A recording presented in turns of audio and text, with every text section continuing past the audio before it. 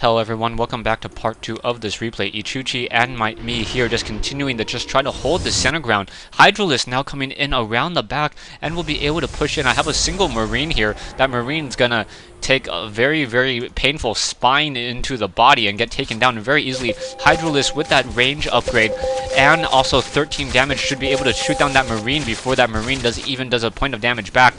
In come these Hydralisks. Still very strong in very mass numbers, but without any roaches for support. That's really bad. I was trying to pull those Hydralisks into fighting that siege tank. Very nice micro by ForgottenFac in order to try to absorb some of that. We're gonna go ahead and move in with the siege tank. Gonna siege on it here and now just try to start blasting some of these units. Siege tank getting one kill. Is continuing to blast and now leaving the siege tank here in order to act as a little bit of defense. Now going to go ahead and push through the side location as I now have some siege tanks on this high ground, couple missile turrets as well on the high ground in order to make sure that no Mutalisks or Phoenixes are able to lift up those siege tanks and continue to push. So we're going to go ahead and hit the Zerg player, taking my natural expansion once again. Also dropping down a couple missile turrets as I'm thinking that if he does a quick change in tech to Mutalisks, we will not be ready for it. These siege tanks are going to be dealing the majority of the damage against those Hydralisks. And these now coming in, siege tanks are going to start focusing down some of these Zerglings. Going to go ahead and siege up and then start raining those shells of damage onto those Hydralisks. However, now the Zealots coming in from that back, so these units continuing to push back and forth all the way around. In comes a Sentry. However, that Sentry going to quickly get taken down and continuing to fight. Let me go ahead and say I'm busy.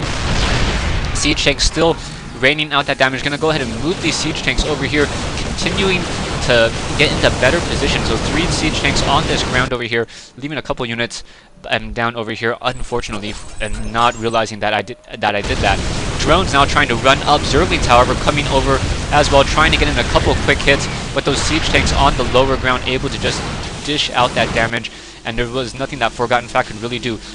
Perhaps if ForgottenFac did some sort of change in tech from Hydralisk to Mutalisk, those Mutalisks would have been a very strong or a better counter towards those Stalkers. Stalkers only deal 10 damage a shot against those Mutalisks. However, there were so many Stalkers that it was going to be very difficult for those Mutalisks to really deal any damage.